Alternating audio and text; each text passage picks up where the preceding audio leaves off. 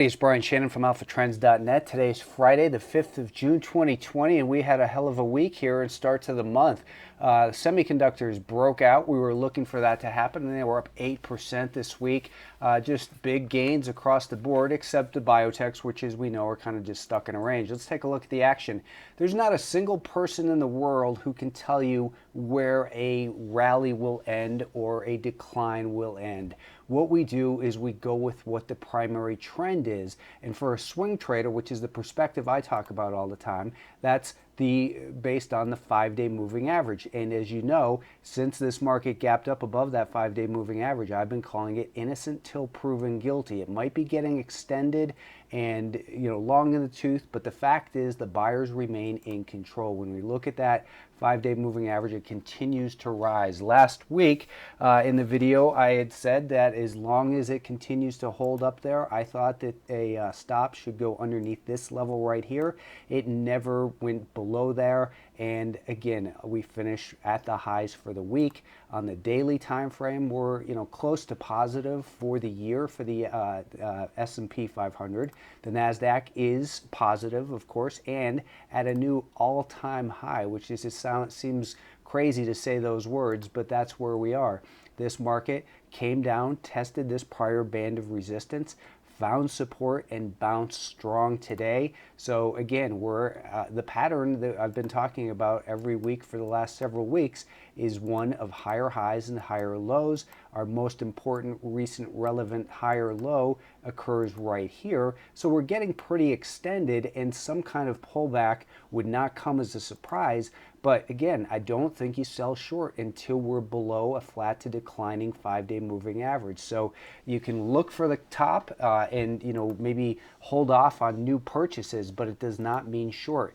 The Russell 2000, I thought a test of the 200-day moving average was highly likely. Well, we ran up right through that. In this case, we saw that the key level from last week of 134 did not come into play at all.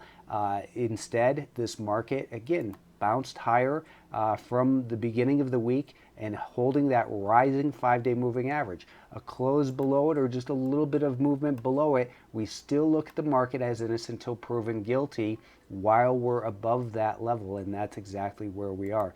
Semiconductors, if you recall last week, I had mentioned that I thought it was likely that we were going to break out and that the key level to hold was below this low for a stop. Well, this market went from 141 to 152 this week, and again, the path of least resistance is higher. This turned into a consolidation through time rather than a deeper price pullback, and we have an all-time closing high in on the weekly chart for the semiconductors.